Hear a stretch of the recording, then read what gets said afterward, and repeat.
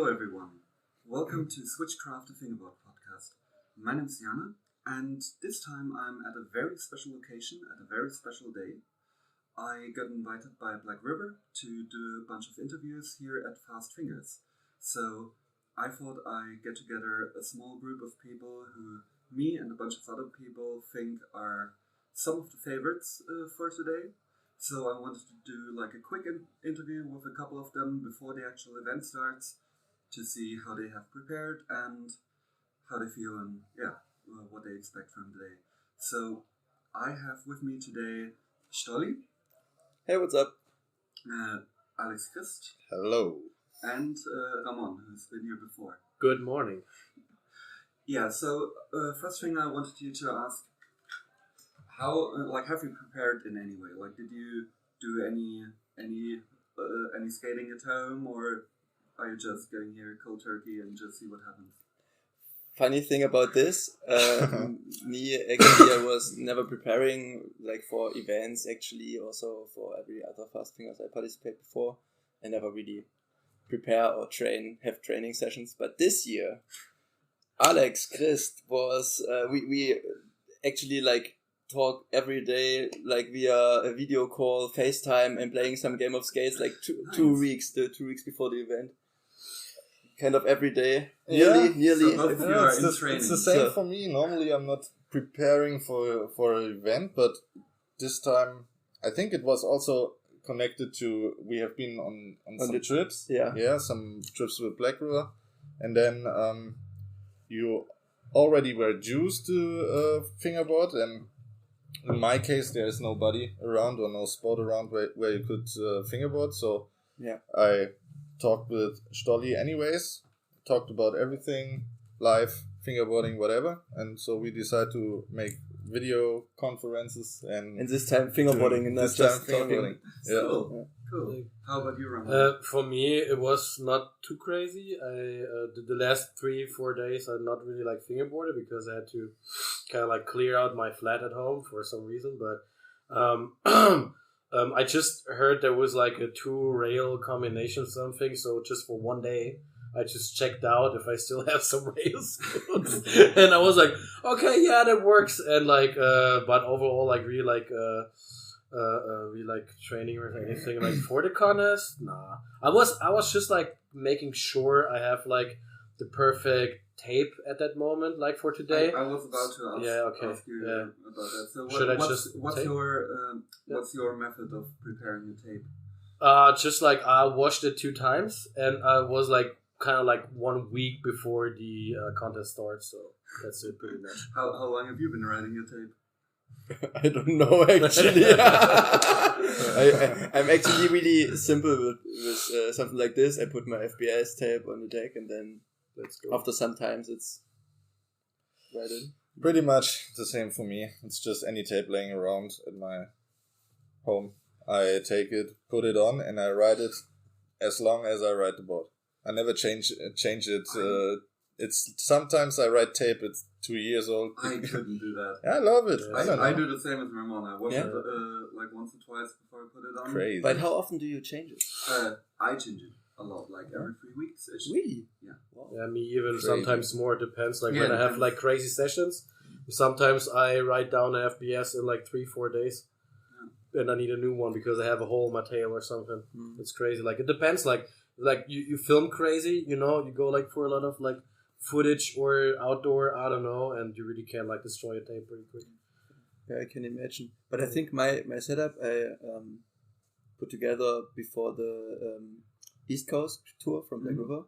So I ride my deck since Toronto, and I was 1 week just street fingerboarding in Toronto, and the deck is really fucked up now, but it's still, I think, the same tape. And you were in Prague after also, fingerboarding as well? Whoa. I ride my current setup 1 week or something. Yeah, true. I just mounted because the setup before that I was riding 2 years, and the grip is the same, so and all the trucks I got fucked up and everything was damaged, so I decided, okay, maybe that's the time to get a new one. Yeah. So I mentioned before that you are some of the people's favorites that I talked to. Who's your personal favorite? Like, who do you think is like in contention for Stolli. final? And mine is Alex. Stoll. I say for weeks Alex. I mean, and he's like, no. I've been saying for weeks Stolly. Francisco Martins. Francisco Martins was on my list to get here as well, but he hasn't arrived yet. But to be honest, I think there are 120 favorites. That's what I think. Because if you compete here, you're one of the best fingerboarders in the world. Yeah. It's what it is. Yeah. So there are 120 people who want to win, and there are 120 people who are able to win. 119 plus me. 119? Oh no! It's everybody. I'm not going. I'm 100%. This contest is not all about skill. It's about the nerves and stuff. So and that's the main reason why I think I'm not making a dent, because I'm so nervous, and I want to ask you, how do you deal with nerves? Like, do you shut yourself down before? Like, do you just? I think that's pretty much relax? Like the biggest battle everybody have at the end of the day, right? Because like I talk with Alex a lot too. Like the last couple of weeks, we was like kind of like to each other, like mentally preparing and like talking shit out, like how you feel, and because like for me, like couple like 2 months or something ago, I got like super crazy. It was like in Plauen, where we was both in the fires and everything, and afterwards like, yo, like my back of my head like makes me crazy, like to think about fast fingers. I talk with Shorty outside, and then stuff, and but funny is like that since 2 weeks from now, like back in time, I was like out of nothing, like everything shut down, super calm. I was like, okay, that feels good, and like this kind of like overthinking was like shut down, my ego shut down, which is super, super good. Because at the end of the day, it's pretty much like controlling your ego. Yeah. Saying like, what if, whatsoever. And just controlling ego, controlling nerves, that's pretty much all. Crazy. And that's why I think some people are better at contests than others. It's less about them being like super, like the best fingerboarder in the world. It's more about them being like able to perform that day, because it's like one time I've been here, I was literally shaking when I stepped up to the table. Like everything was cramping up, and I know I'm not the only one. I'm a little bit like nervous before it starts. 2 weeks I start to get really nervous, and when it starts, when I'm here, so I don't know if it's nervous. Of course it's nervous, but maybe I'm happy to be on the event and really want to it's finally happening. I think so, because now I'm not nervous anymore in any way. I don't know. I was nervous kind before of a release, started. right? To be here now, it's kind of a release that like, they all I'm here. totally.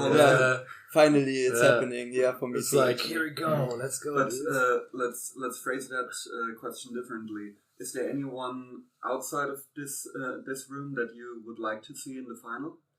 Francisco Martins. Yeah, for sure.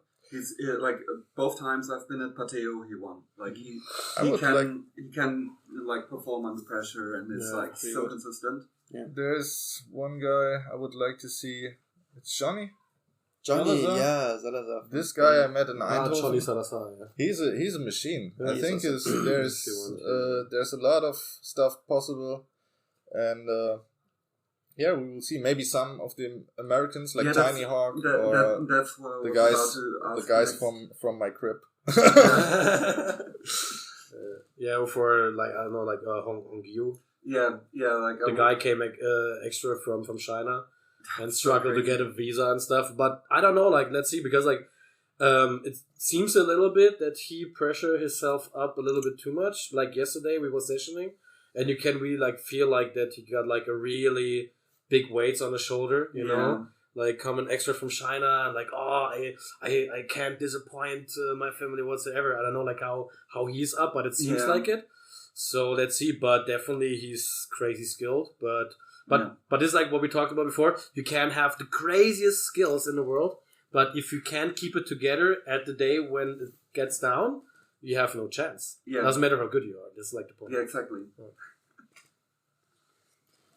Also for me, from Argentina, Ian Mullet. He's pretty good. He's also quite young, I would say, and not so long in the scene. He won at the Fast Fingers online competition the wild card or the invitation from Mike for the Flat Fist team. Nice. He's super good too. And what do you think about the contest park or the contest parks? My first expressions from the pictures were like, it's maybe this one section with the London gaps, the symmetric part of the park. It looks really close. Every obstacle there to each other, the spots, or close together, so tiny spaces between just. But now when I see the park, it's actually for me better. I would say it's more space there than I was expecting.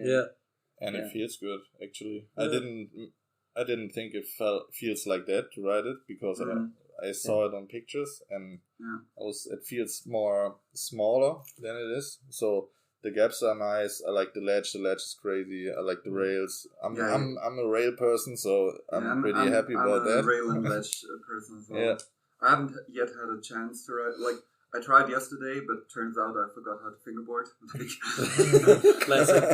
Yeah, sometimes. So I stepped away pretty much immediately. I was like, this ain't for me today. Yeah, some days, especially the day before, it's hard to fingerboard because I don't know. I'm just talking to a lot of people. I wasn't fingerboarding yesterday because I wanted to, but there were a lot of people talking. Hey, how are you? And you haven't seen them for I think 5 years right now. Yeah. So it's crazy. What do you feel? It's the park is different for you, being left-handed and right-handed. Do you as a left-handed still think the park is perfectly rideable for you, or is there stuff that I'm kind of used to it?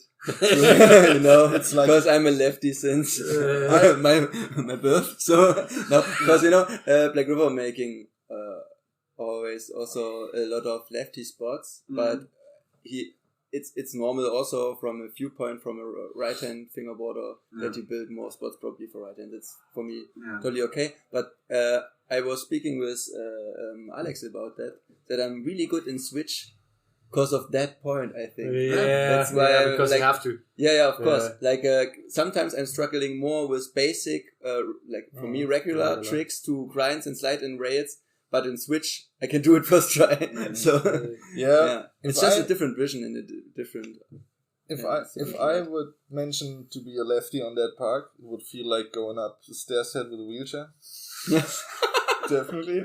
For me, personally. That was a good impression. Similar to what I thought. The big stair set is the centerpiece, and it's super hard for me. But I think Switch.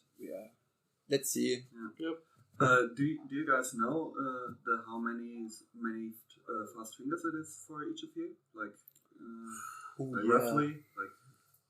I don't know, and do you remember how many times you got into the final? What was your best placement?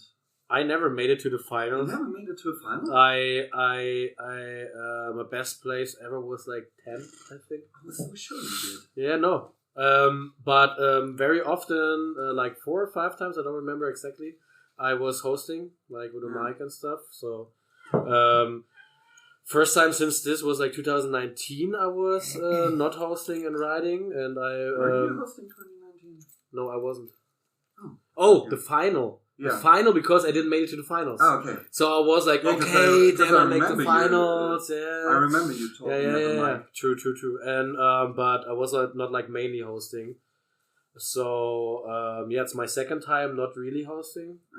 Okay. And before I start hosting, I maybe was 2 times there. So maybe altogether 7, 8.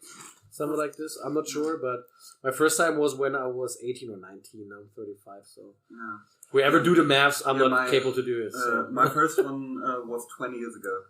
Oh wow! 2004 was my first. Holy schnitzel! I think my first fast fingers was 2000. I don't know. I was 14 or 15. Me, I was 14 or 15, and I got to the finals since. Well, what was it? 2011? Yeah, maybe. So fasting was 14. Since then, every year, but you made it to the final every year, or what? Yeah. That's why this guy is sitting here. But I knew there was a reason why I wanted to have you. But honestly, it's I never won, and there's also a reason why I never won because I'm getting nervous too, especially in the finals. And and I think 5 years till the last time fast fingers. it's a long time, and I think the generation changes. Yeah. So I'm honored to be a favorite, but I don't really feel like a favorite at the moment. So it's gonna be interesting. I think the new generation is taking over this year. Yeah, I'm looking forward to seeing people in the final that I haven't really heard of before, or people that are like just coming up in the scene. Some young guns. Yeah, that would be so good. Yeah, it's gonna be interesting. True. So, have you won like any other contests so far? I won some contests till the 2014 Fast Fingers, where I got second place. Since then, I never won a contest again. Always second or third or second. But this year I did. In Plauen, I won my first contest since 10 years right now. And with us all in the final. True. Me, Stolli, and Marlon Keule. He went third. I went fourth. Yeah, I think Keule will be very nervous. Let's see. But still, like, this dude got a good chance. Yeah, it's like we said, it's more about handling your nerves. Yep. And also about like just doing like consistent stuff in the beginning, just getting through. Yeah. It's like 120 people and 50 get through, or 30 to best trick, then cut to 12 to make another run, and then cut to 6 people in the final. I heard that's what Ernie told me. That's few rounds, so advancing is a big deal.